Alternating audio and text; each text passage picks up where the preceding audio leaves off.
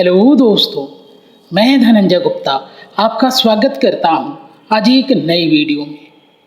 आज की इस वीडियो में क्लास 12 केमिस्ट्री के विलियन चैप्टर से हम एक न्यूमेरिकल को आपसे डिस्कस करेंगे।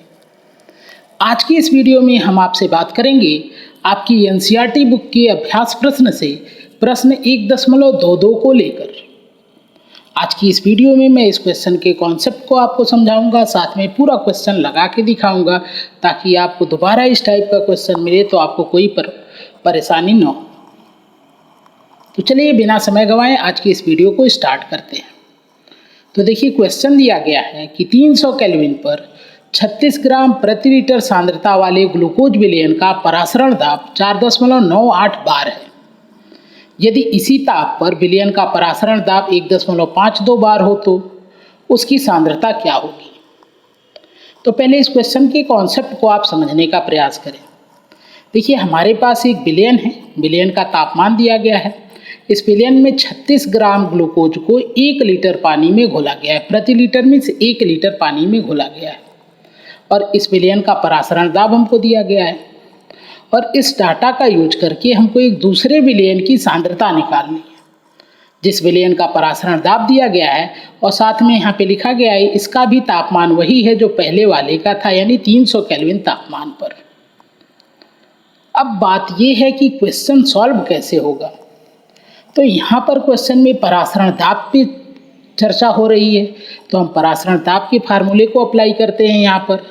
तो परासरण दाब का फार्मूला होता है पाई बराबर MRT। यहाँ पर पाई परासरण दाब है, M विलयन की सांद्रता या मोलरता है, R होता है विलयन स्थिरांक और T होता है तापमान केल्विन में। तो इस पहले वाले विलयन पर हम ये फार्मूला अप्लाई करेंगे। आप देखें यहाँ पे परासरण दाब दिया गया है, M का मान यहाँ पर हम निकाल लेंगे 36 ग्राम प्रति लीटर सांद्रता से हम मोलरता को निकालने की कोशिश करेंगे और तापमान केल्विन में 300 दिया गया है।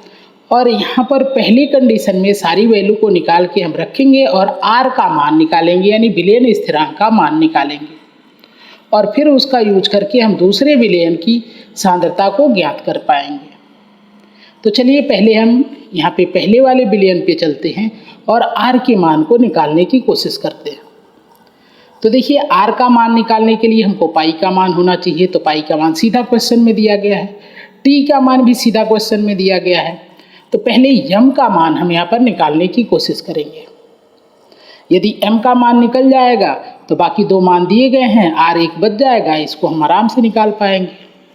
तो M यहाँ पर मोलरता है और आप जानते हैं कि मोलरता बराबर होता है विलेय के मोलों की संख्या अपान विलयन का आयतन लीटर में। अब यहाँ पर विलेय के मोलों की संख्या और विलयन का आयतन यदि होता तो हम मोलरता निकाल पाते। विलेय के मोलों की संख्या तो यहाँ पर क्वेश्चन में है नहीं, तो यहाँ पर हम पहले विलेय के मोलों की संख्या ज्ञात करने की कोशिश करेंगे और इसके लिए फार्मूला यूज करेंगे कि विलेय के मोलों की संख्या बराबर विलेय का द्रव्यमान ग्राम में अपान विलेय का मोलर द्रव्यमान। विलेय का द्रव्यमान ग्राम में आप देख सकते हैं यहाँ पर दिया गया है 36 ग्राम। 36 ग्राम यहाँ पे विलेय का द्रव्यमान दिया गया है, यानी ग्लूकोज का द्रव्यमान दिया गया है।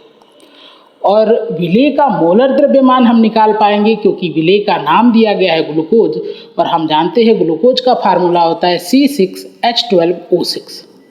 इस फार्मूले से हम मोलर द्रव्यमान निकाल लेंगे।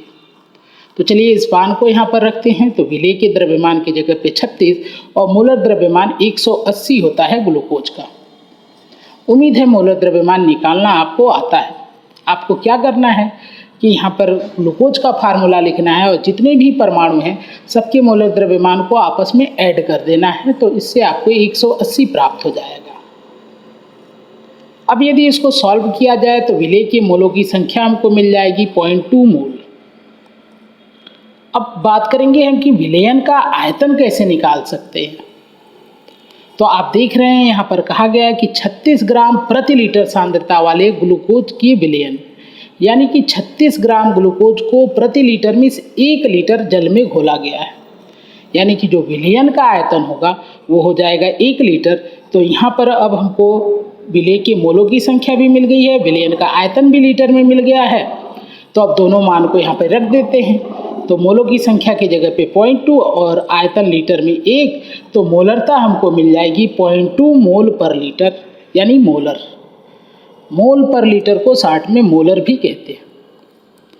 तो अब इस फार्मूले में हम मोलरता के मान को भी रख पाएंगे।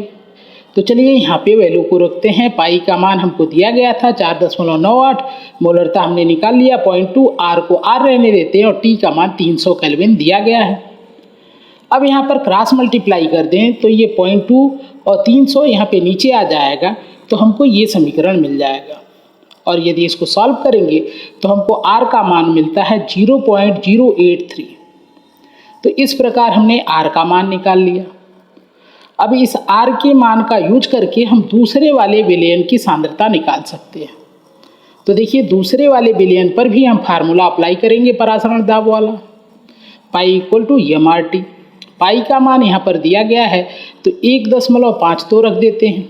यहाँ पे मोलरता निकालनी है यानी सांद्रता निकालनी है, तो इसको m रहने देते हैं। आर का मान अभी हमने निकाला, इस आर के मान को रख देते हैं और इसी ताप पर यानी कि तापमान हमको 300 केल्विन ही रखना है। तो अब यहाँ पर हम क्रॉस मल्टीप्लाई कर देंगे तो हमको मिल जाएगा 1.52 और ये 0.083 नीचे आ जाएगा और 300 भी नीचे आ जाएगा, तो ये समीकरण हमको मिलेगा। और यदि इसको सॉल्व कर देंगे तो मोलरता का मान मिल जाएगा 0.061 मोल पर लीटर, यानी कि मोलर। और यही हमारा आंसर हो जाएगा इस क्वेश्चन के लिए। तो दोस्तों ये छोटा सा आसान सा क्वेश्चन था। उम्मीद है कि आपको पूरा समझ में आ गया है। यदि वीडियो आपको पसंद आए तो वीडियो को लाइक करें, अपने दोस्तों के साथ शेयर करें, हमारे चैनल को सब्सक्राइब करके बेल आइकन को प्रेस कर ले। वीडियो से संबंधित अपने विचार को कमेंट बॉक्स में ज़रूर लिखें। मिलते हैं आपसे अगली वीडियो में नए क्वेश्चन के साथ। धन्यवाद।